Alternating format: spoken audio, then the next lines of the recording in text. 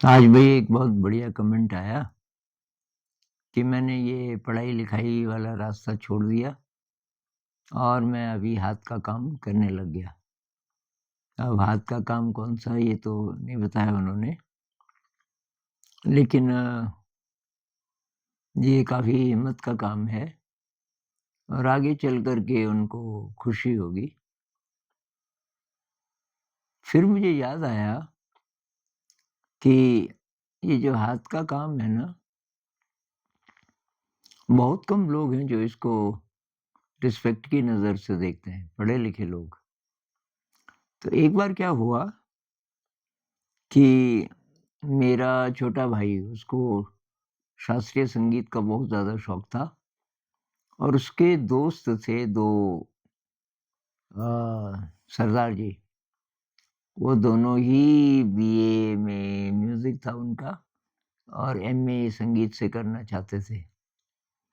तो वो दोनों आ जाते थे बीच-बीच में और ये तीनों लोग एक हारमोनियम में दक्ष था, एक तबले में और गाते गाते तो ये सभी लोग थे।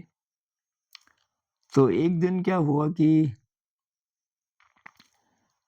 उनके पिताजी, वो जो दोनों सरदार भाई थे, उनके पिताजी कहीं जा रहे थे और वहाँ पे रुक गए। तो उन्होंने कहा कि मैं थोड़ा-सा इनको मिल लूँ आनंद जी को। तो गाड़ी थी उनके पास, तो उतरे, नमस्ते वगैरह हुई।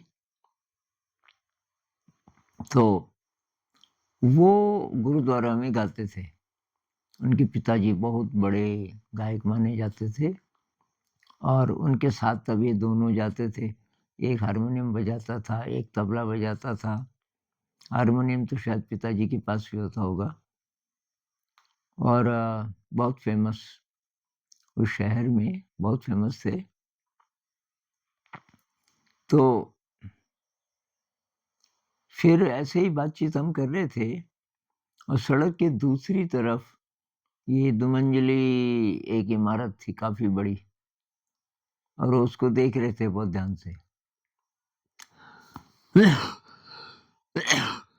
और कह रहे थे देखो भूकंप आए पिछले कुछ सालों में, इस मकान का कुछ नहीं हुआ, क्रैक भी नहीं पड़ा।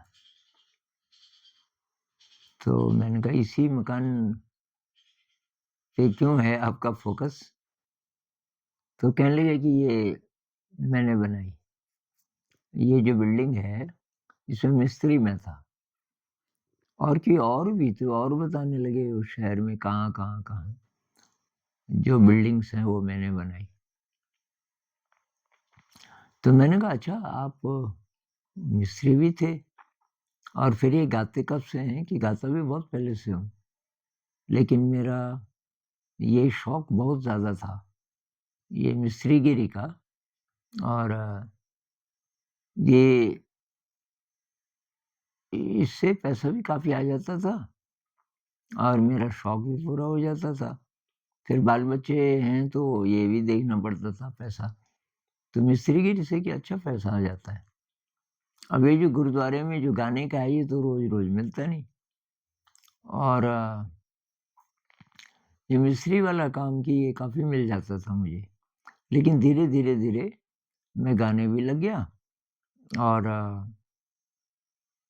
अब इन बच्चों को भी मैं धीरे-धीरे आगे कर रहा हूँ कि भाई तुम भी सीखो क्योंकि मैं तो अब बूढ़ा होने वाला हूँ, तो मैं ज़्यादा दिन नहीं गा पाऊँगा।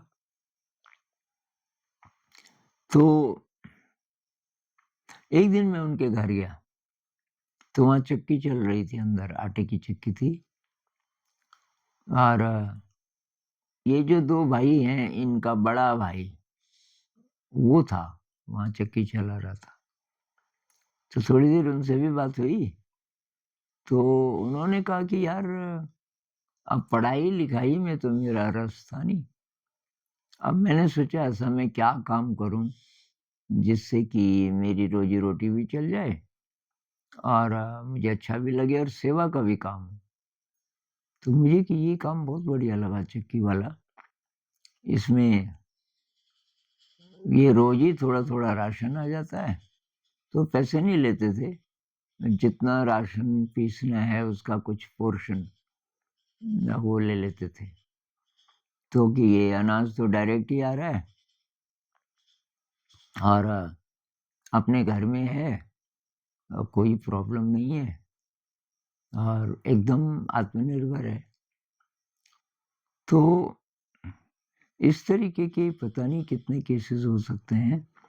अगर माता-पिता ये कॉम्प्लेक्स न डालें बच्चे के अंदर कि भई ये किताबी जो शिक्षा है इसी में आगे बढ़ना है और कहीं न कहीं निकल जाओ, अर्थात ऑफ़िस में कुर्सी पे बैठे रहना है और बोर होते रहना है पूरे दिन। जब तक आप वहाँ पहुँचते नहीं तब तक आकर्षण रहता है। लेकिन जब आपकी जॉब लग जाती है, कुछ महीने बाद आपको पूछेंगे तो आप बहुत ज़्यादा परेशान होंगे, क्योंकि आर्टिफ़िशियल है ना वहाँ की ज़िंदगी। भाई बैठे रहो, वो कंप्यूटर पे कुछ-कुछ काम करते रहो, सब नकली। तो ये शेयर करना मैं चाह रहा था कि भई जो हाथ का काम है, बहुत ऑनरेबल हो सकता है और शुरू से अपने बच्चों को सिखाइए हाथ के काम, एकदम शुरू से।